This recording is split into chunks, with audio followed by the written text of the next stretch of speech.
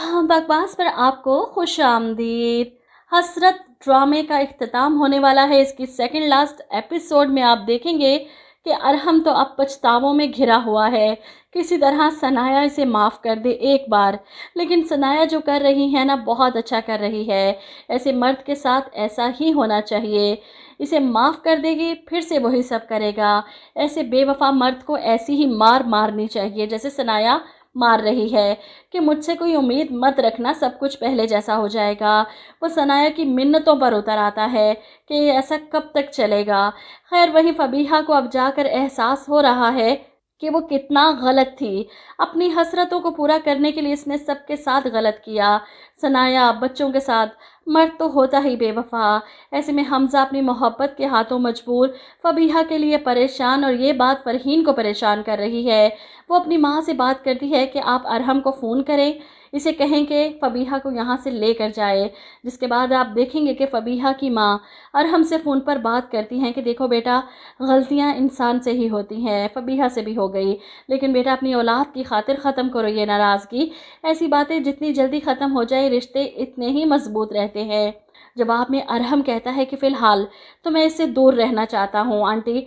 अगर आप चाहती हैं कि ये रिश्ता बचा रहे तो थोड़े दिन इसे अपने पास रख लें। शायद मैं अपने बच्चे की शक्ल देखूं तो सब भूल जाऊं। इधर सनाया इसे माफ़ करने को तैयार नहीं, और फबीहा को वो माफ़ नहीं करना चाहता। ज़िंदगी कैसे गुजरेगी। सुबह नाश्ते के लिए किचन में खड़ा अरहम सनाया से कहता है, मत करो मुझसे इतनी नफ़रत। जिस पर सनाया जवाब देती है, नफ़रत नहीं, दिखावा है। बच्चों को खुश रखने के लिए बिना ज़ख्म के जो दर्द सहा है मैंने, आप चाह कर भी इसका मदावा नहीं कर सकते। जिस पर अरहम इमोशनल ब्लैकमेल करने की कोशिश करता है।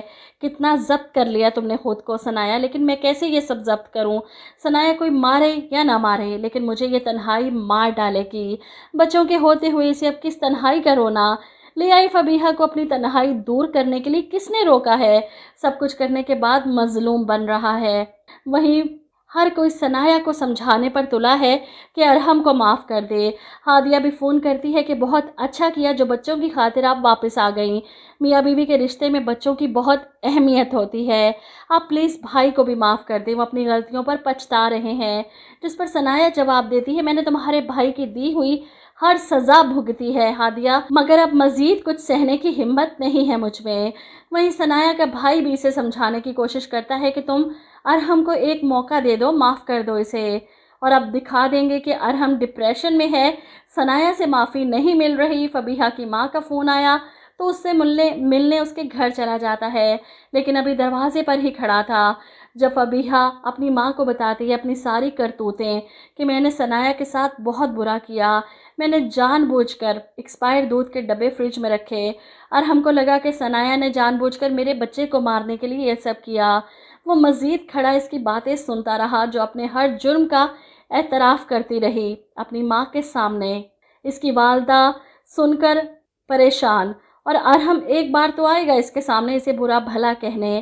खैर, आगे दिखाया जाता है कि वो इतना सब कुछ सुनने के बाद टेंशन में आकर गाड़ी चलाते हुए वापस घर जा रहा था। सारा ध्यान फबीहा की बातों की तरफ।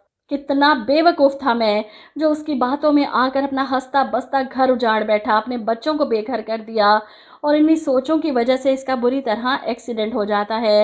ये शुक्र है कि हमज़ा बच गया, नहीं तो अरहम के साथ वो भी रगड़ा जाता। एक सेकंड में इसकी गाड़ी के आगे से गुजरा था, और इसी लम्हे गाड़ी जाकर फुटपाथ पर चढ़ जाती है। हमज़ा की भी चीखें निकल जाती है, और जब वो देखेगा ये अरहम है तो इसे लेकर हॉस्पिटल पहुंच जाएगा। इसके एक्सीडेंट के बाद सनाया इसे इस हाल में देखकर माफ़ कर ही देगी, और दिखा दिया जाएगा ड्रामे का हैप्पी एंड हो गया।